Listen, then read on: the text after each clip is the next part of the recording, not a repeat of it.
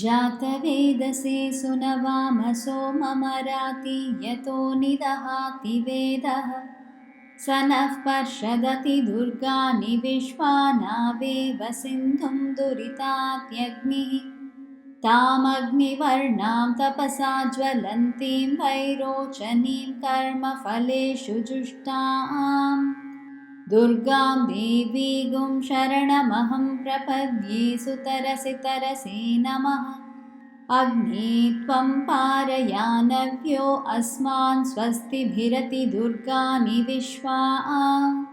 पोश्च पृथ्वी बहुला न उर्वी भवातोकायतनया यशंयोः विश्वानिनो दुर्गः जातवेदः सिन्धुन्ननावा दुरितातिपर्षि अग्ने अत्रिवन्मनसा गृणानो अस्माकं बोध्यविता तनूनाम्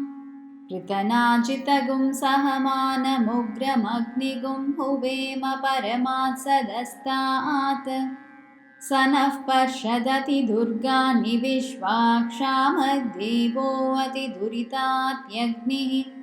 प्रत्नोषिकमीड्यो अध्वरेषु सना च होता नव्यश्च सत्सि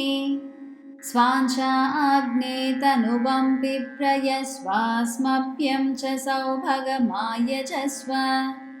गोभिर्जुष्टमयुजो निशिकं तवेन्द्रविष्णोरनुसञ्चरेम नाकस्य पृष्ठमभिसंवसानो वैष्णवीं लोक इह मादयन्ताम् ॐ कात्यायनाय विद्महे कन्याकुमारी धीमहि तन्नो दुर्गिः प्रचोदयात्